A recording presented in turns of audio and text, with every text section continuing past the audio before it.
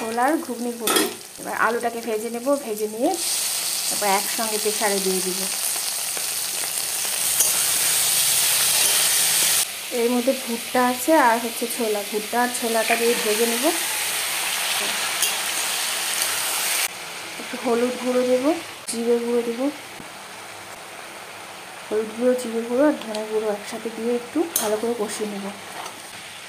সামান্য পরিমাণে লঙ্কা গুঁড়ো দেবো, কেননা পেখম খাবে, তাই জন্য অল্প অল্প চিলি দেবো। আর একটা কালারও আসবে বেশ সুন্দর, সেই জন্য অল্পই চিলি পাউডার দেবো।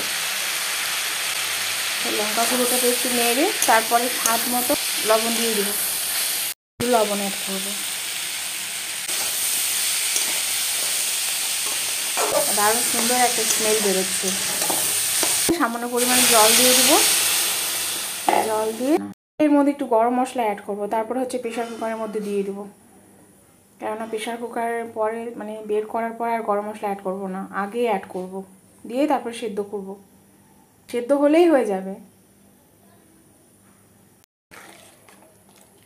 এখানে কিছুটা সেদ্ধ করে তারপরে প্রেশারে দেবো, তাহলে ওটা খেতে বেশি টেস্টি হয়।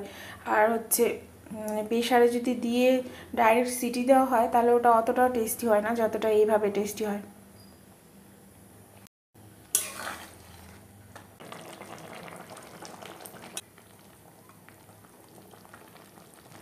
আজকে পেখম কি খাবে? মিক্স ঘুগনি, ওর জন্যই করা।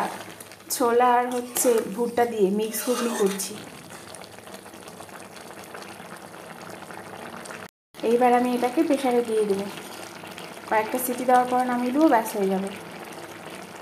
প্রেশারে দিয়ে দিয়েছি জাস্ট ছোলাগুলো সেদ্ধ হওয়ার জন্য। এবার সিটি দেবো, দিলে ঘুগনি রেডি।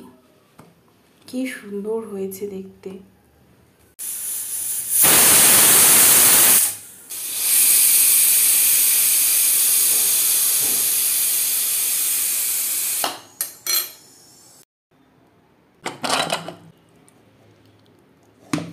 কি সুন্দর হয়েছে দেখতে। ঘুগনি রেডি।